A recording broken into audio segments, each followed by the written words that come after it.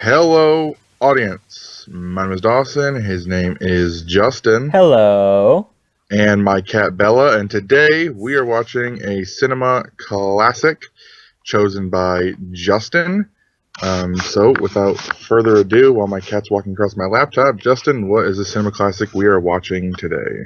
So the classic I'm choosing this week is kind of a long one, and it's one that I feel like everybody should see at least once. Okay. It's I feel just like I know what it is. it's Okay. just one of them movies that I feel like people should just see once at least. I feel like I've seen parts. I feel like you've probably seen the whole thing, but the movie we're watching today is Pulp Fiction. Okay. So let's Um, just get right I into it. wait. Hold on. I've never seen it. You haven't? Oh, I assumed you would have. No, I don't. I don't. I don't think I have. Okay, so let's just brand new experience for both of us. Okay. And we're back. So we just finished watching Pulp Fiction. Dawson, would you please tell us the synopsis and the actors? Pulp Fiction. Yep, Pulp Fiction is about the lives of two mob hitmen, a boxer, a gangster's wife, and a pair of diner bandits intertwined in four tales of violence and redemption. This movie stars Samuel L. Jackson as Jules, John Travolta as Vincent. We also have Bruce Willis as Butch, and then the two diner bandits being Tim Roth as apparently Pumpkin and Amanda something as Honey Bunny. Um, but we'll focus, mostly as the main characters being John Travolta and Samuel Jackson because, they're the most marketable, and also, of course, Uma Thurman as Mia. Mia Wallace. Um, but yeah, so long movie, 2.5 hours. Justin, what did you think?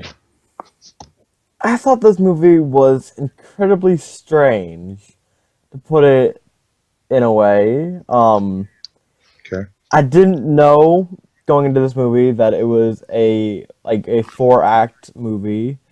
I All I really knew about it, my prior knowledge was the opening scenes with John Travolta and Samuel L. Jackson, and then the date night with John Travolta and Uma Thurman. Those are the two scenes I knew about going into it.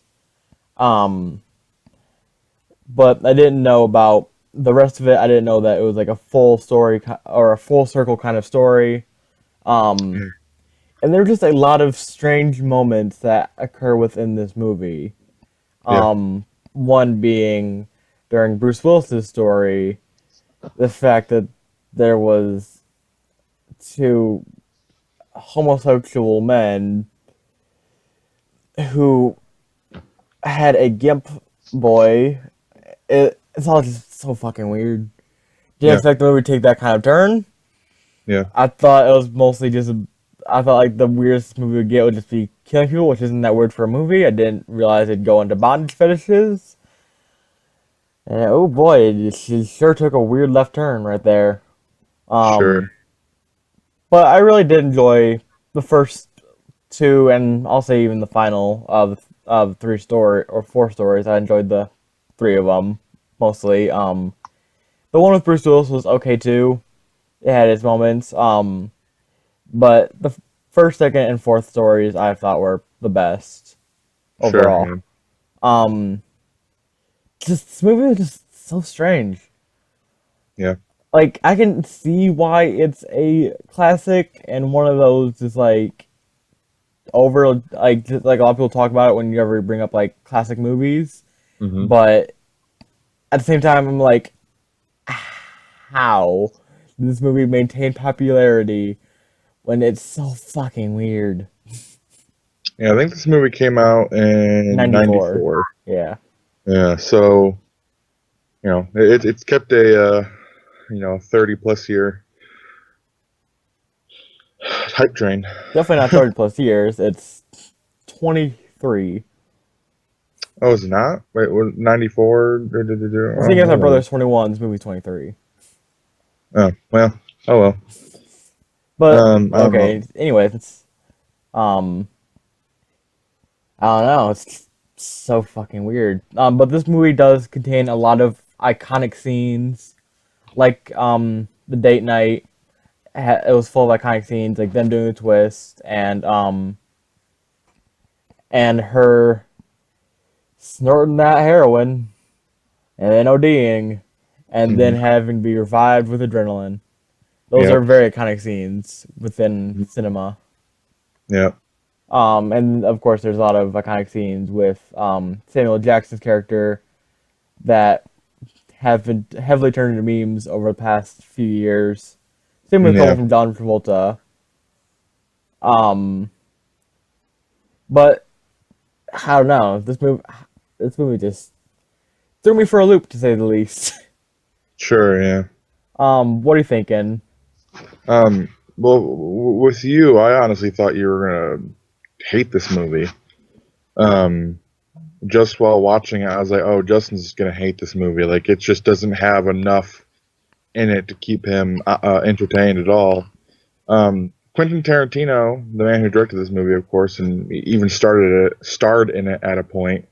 Um, he is very dialogue heavy in his movies. So that's one thing you should understand going into a Quentin Tarantino movie is there sometimes can be action and big stunts and stuff like that, but it's very, very dialogue heavy, very dialogue heavy. Scenes really, he really asks a lot of his actors in the,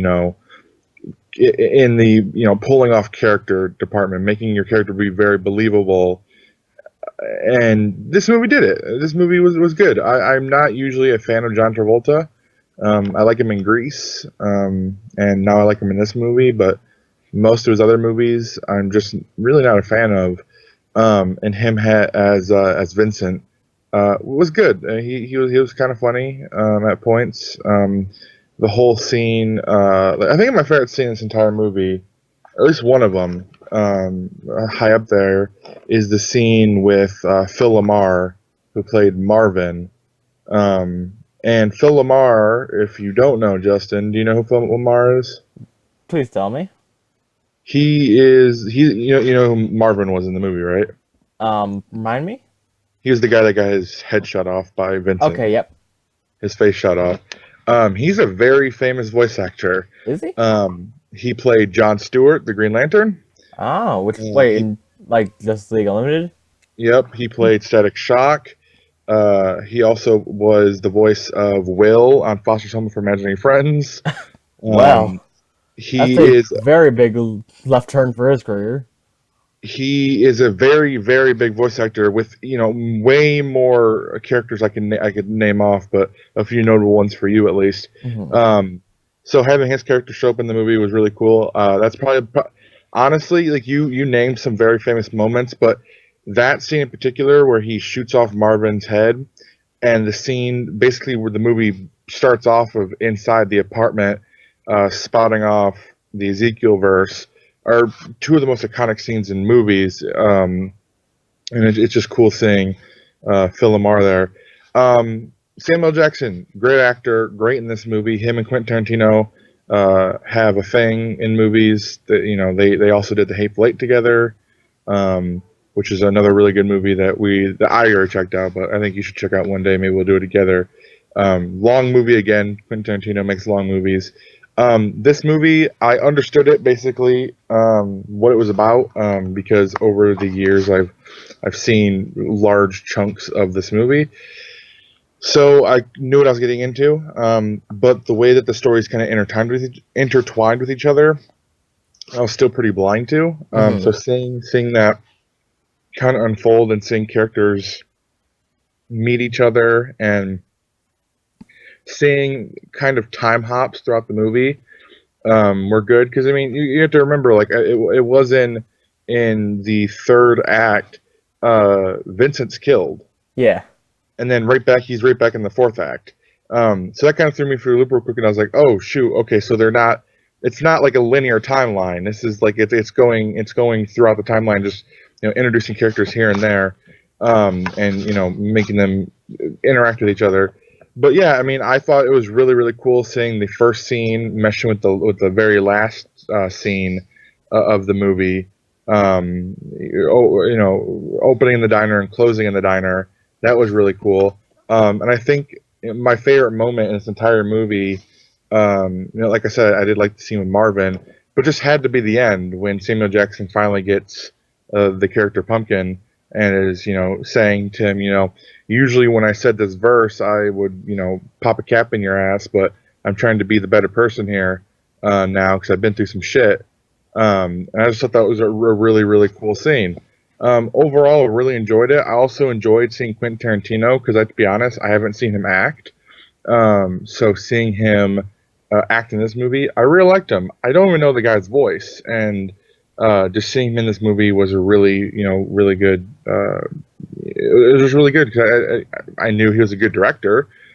He's directed some of the best movies of all time, but his acting chops, were they up to par? And I think that he meshed with some of the best actors also in the business, like Samuel Jackson and people would say John Travolta, so I'll give him that too. So really, really good stuff. I enjoyed it. It was fun.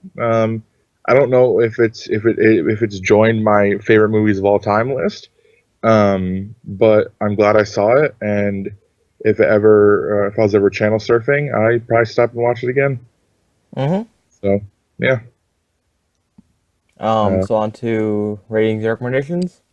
yeah, you go first. So I think I'm going to give this movie, even though it was incredibly weird and exactly the opposite of what I thought it was, I think I'm going to give this movie an 8. Okay, What do you give it? I'm gonna give it an 8 also. And do you recommend? Yeah, it's Pulp Fiction. And I second that. Check it out because it's a classic. Any final thoughts?